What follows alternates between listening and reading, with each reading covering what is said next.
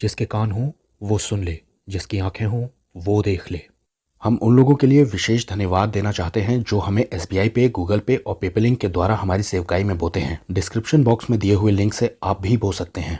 ये है हमारे 3 चैनल्स और टेलीग्राम पर अब आपको इजराइल से जुड़ी हुई न्यूज मिलेगी और ऐसे वीडियोस जो यूट्यूब पर डाले नहीं जा सकते। भजन 67:6 भूमि ने अपनी उपज दी है, परमेश्वर जो हमारा परमेश्वर है उसने हमें आशीष दी है। भजनकार इस बात को कह रहा है कि भूमि ने उपज दी है, लेकिन परमेश्वर जो हमारा परमेश्वर है ये आशीष दरअसल उसने दी है हमें। भजनकार इस बात का क्रेडिट या श्रेय दे रहा है परमेश्वर को। जमीन ने अपना काम जरूर किया है, लेकिन परमेश्वर है जिसने उसे वो आशीष दी है। अगली आयत में लिखा हुआ है, परमेश्वर हमको आशीष देगा और पृथ्वी के दूर दूर के देश के लोग सब उसका भय मानेंगे। इसका ऐसा भी इंटरप्रिटेशन किया जा सकता है कि जब इस तरह की भलाइयां या आशीषें हम पर रिलीज होंगी तो पृथ्वी के दूर दूर देशों के लोग तक उसका भय मानने लग जाएंगे। दोस्तों, एक मसीह विश्वासी और एक अन्य जाति में यही अंतर तो होता है। दुनिया के लोगों के साथ जो कुछ भी भलाई होती है उन्हें लगता है ये तो होना ही है, हमने काम जो इतना किया है, मेहनत जो इतनी की है, या फिर हमने पढ़ाई लिखाई कितनी की है। लेकिन विश्वासी के साथ ऐसा नहीं है। विश्वासी सोचता है कि परमेश्वर है जिसने मेरे लिए सब कुछ किया है। न मेरी कोई नौकरी, न मेरा टैलेंट, ये सब परमेश्वर का दिया हुआ है, उसी की आशीष है। सुलेमान जो कि दाऊद का बेटा है और परमेश्वर यहोवा का मंदिर बनवाता है,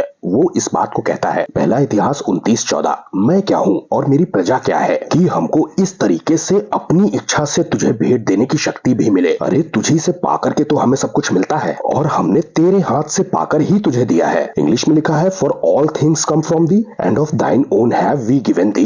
ये लाइनें मुझे बड़ी अच्छी लगती हैं। तुझी से तो सब कुछ मिलता है और हमने तेरे ही हाथ से पाकर तुझे दिया है। सोचिए, बाइबल में यीशु मसीह के बाद सबसे बुद्धिमान इंसान सुलेमान को कहा गया है और वो भी इस बात को समझ पा रहा है कि परमेश्वर के ही हाथ से हम सब कुछ लेते हैं और उसी को देते हैं। उसमें से इन सारी आशीषों का स्रोत कौन है? परमेश्वर। बाइबल में एक कैरेक्टर है अय्यूब, वो तो अलग ही हाइट कर देता है, एक चरम सीमा तक पहुंचा देता है अपने विश्वास को। जब उसकी पत्नी इस बात को कहती है कि तू अपने परमेश्वर को अभी भी सराह रहा है, अरे अपने परमेश्वर को गाली दे यानी श्राप दे और मर जा। अय्यूब उसे बुरी तरह से हड़का देता है, फटकार लगाता है। अय्यूब 2:10, उसने उससे कहा, तू एक बेवकूफ औरत जैसी बातें करती है, क्या हम जो परमेश्वर के हाथ से सुख लेते हैं दुख न ले? लिखा है, इन सब बातों में भी अय्यूब ने अपने मुंह से कोई पाप नहीं किया। क्या ही बात अय्यूब ने कही है, क्या हम जो परमेश्वर के हाथ से सुख लेते हैं दुख ना ले? मतलब जब तक परमेश्वर सुखी रखे हुए है, आशीष दिए हुए है, तो वो हमने ले ली, लेकिन अगर परमेश्वर ने थोड़ा सा दुख अलाउ किया तो क्या हम ना ले उसे? दोस्तों, जिनके पास खुदा नहीं है, जिनके पास ईश्वर ही नहीं है, वो अपनी आशीष का स्रोत किसी को भी बना सकते हैं। लेकिन आपको और हमको इस बात की परमिशन नहीं है। दोस्तों, हमें अपने जीवन के हर एक पहलू पर नजर करनी चाहिए, गौर करना चाहिए और परमेश्वर के किए हुए कार्य को और उसके स्रोत होने को हमें एक्नॉलेज करना है। आपको मैं दिखाता हूँ, हमारे मुक्तिदाता यीशु मसीह ने भी एक जगह पर इस बात को एक्नॉलेज किया है, माना है कि परमेश्वर यीशु मसीह का भी स्रोत है। यूहन्ना 6:57,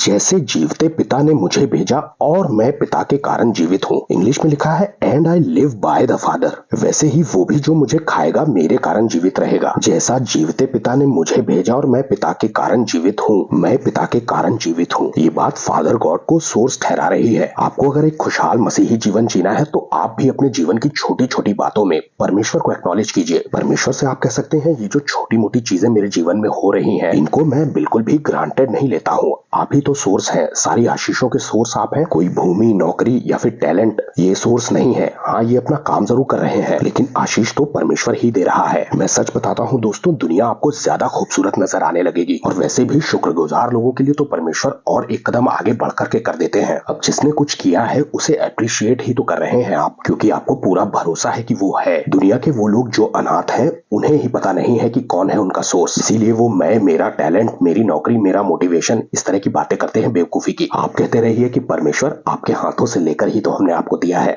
सबको जय मसीह की।